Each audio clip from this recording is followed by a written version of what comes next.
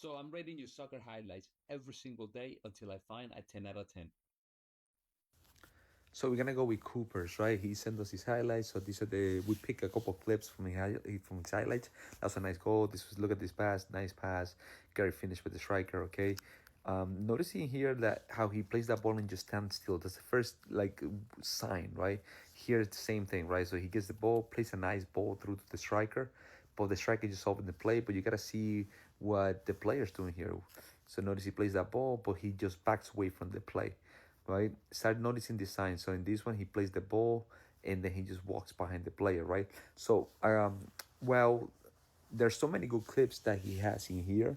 There's things that are not happening, right? And the most things at a high level is what's my movement of the ball like. If you notice on display after the pass is completed, he could be running in between and a diagonal running between where he just played the ball to make sure that he can continue the play. So here's the same thing. He plays the ball to the striker, but what if the keeper is better and close them down, or the defender, right? Can he make a run in behind the striker just in case the striker is smart enough to recognize the pressure and back seals it? Here's the same thing, right? In here, he plays the pass, but he just stands still. What if he makes an underlapping run to make the defenders guess, right? So one thing that you have to think about is not only completing the pass, making a nice goal, taking a nice cross, but how can you accompany the play? And this is for all the players out there, right? You have to take your game to the next level, and this is a way to do it, right? You have to think, am I am I accompanying the play, especially when you're 10 yards within the play, that you have to think,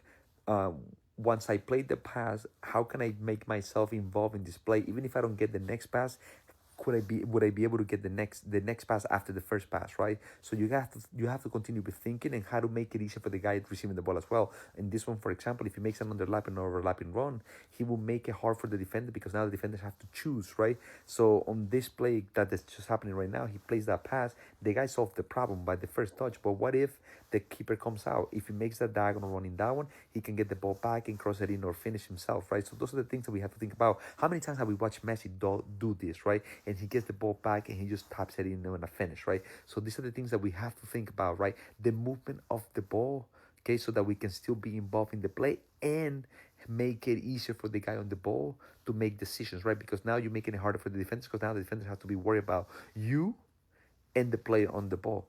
Okay, after you make the great pass, great finish, etc. Right? So keep that in mind, and because of that, we give you a 6.5. Even though a lot of the clips that you have on your highlights are very good, the movement of the ball is still not at a very high level, and these are the things that we have to be thinking about. Okay, and this will make it a 10 out of 10 for sure. Okay. Follow to be rated next.